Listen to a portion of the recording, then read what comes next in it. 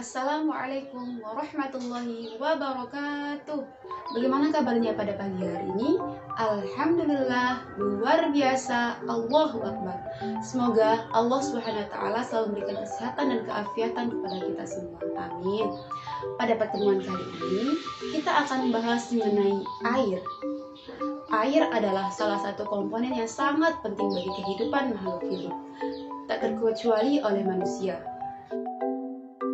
Banyak sekali ragam kebutuhan air bagi manusia, diantaranya untuk minum, mandi, mencuci pakaian, pertanian, dan lain sebagainya. Oleh karena itu, sudah sepatutnya kita bersyukur pada Allah Subhanahu wa taala karena telah menyediakan air di bumi ini. Mengapa air selalu tersedia di bumi? Air selalu tersedia di bumi karena adanya siklus air. Nah, pada pertemuan kali ini kita akan membahas mengenai siklus air dan adapun tujuan pembelajaran kita diantaranya pertama mengetahui pengertian siklus air, yang kedua mengetahui bagaimana tahapan-tahapan siklus air, yang ketiga mengetahui apa saja macam-macam siklus air. Apa sih yang dimaksud dengan siklus air? Siklus air adalah perputaran air secara terus-menerus dari bumi ke atmosfer, lalu kembali lagi ke bumi. Nah, perputaran itu melalui penguapan, pengendapan, dan pengembunan. Nah, anak-anak tahu nggak sih bagaimana tahapan-tahapan siklus air? Dan apa saja sih macam-macam siklus air? Simak terus videonya ya. Dalam siklus hidrologi atau proses penguapan air itu terbagi ke dalam beberapa tahapan.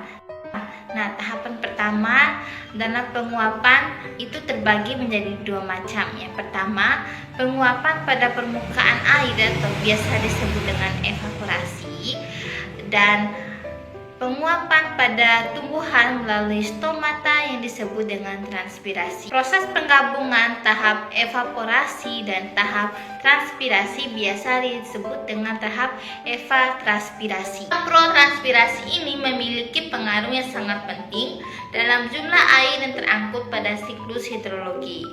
Air yang menguap tersebut selanjutnya akan berubah menjadi sebuah partikel es yang sangat kecil. Proses terjadinya partikel es yang sangat kecil ini dipengaruhi oleh suhu dingin yang terjadi pada atmosfer bagian atas.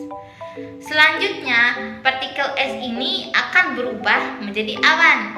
Semakin banyak partikel esnya, maka awan akan berwarna hitam atau semakin hitam. Nah, tahap ini disebut dengan tahap kondensasi. Setelah terjadinya tahap kondensasi tadi, selanjutnya awan akan mengalami perpindahan tempat dari lautan menuju daratan dan begitu pun sebaliknya.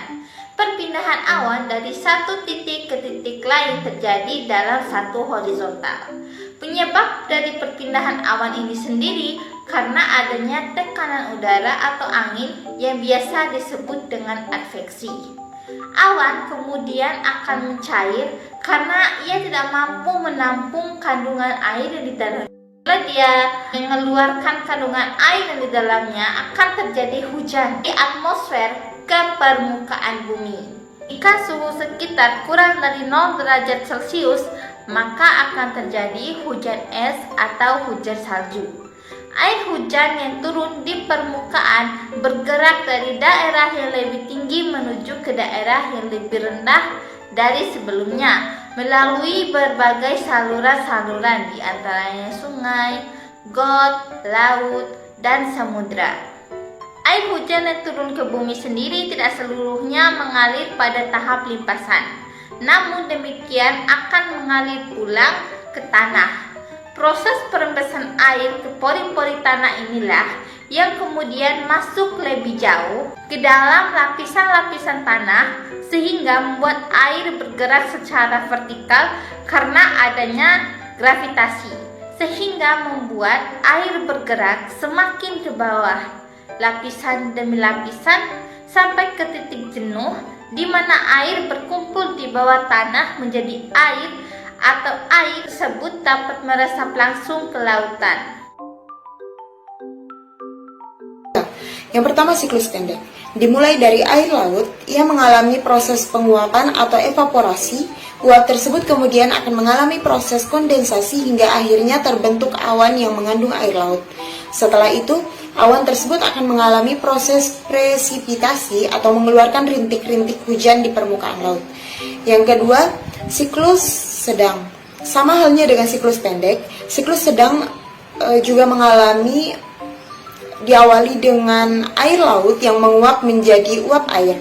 Uap air tersebut kemudian mengalami proses kondensasi hingga akhirnya menjadi awan. Awan akan terbawa angin menuju daratan dan terjadi proses presipitasi. Kemudian yang terakhir, siklus panjang. Diawali dengan proses penguapan air, kemudian uap tersebut akan mengalami proses evaporasi, transpirasi, dan sebagian kecil uap masuk ke atmosfer melalui sublimasi, yaitu secara langsung air berubah dari padat dalam bentuk es atau salju menjadi gas.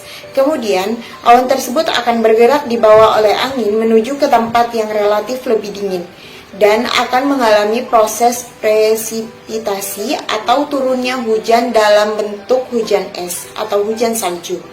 Salju-salju tersebut akan menumpuk dan membentuk glaster yang kemudian glaster tersebut akan mencair dan mengalir melalui perairan darat menuju air permukaan air yang jatuh ke bumi berkumpul di sungai atau danau. Air tersebut jatuh ke lapisan batuan berpori dan sebagian besar mengalir kembali ke arah lautan.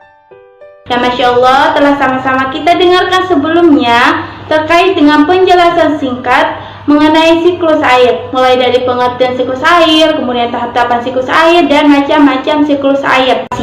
Nah, untuk membantu teman-teman agar lebih mudah untuk mengingat dari tahapan siklus air ini, bisa menggunakan lagu seperti ini. Penguapan itu evaporasi, menjadi awan itu kondensasi, air turun ke bumi itu presipitasi, air diserap tanah infiltrasi. Nah, semoga dengan lagu tersebut dapat membantu teman-teman untuk lebih mudah mengingat terjadinya siklus air.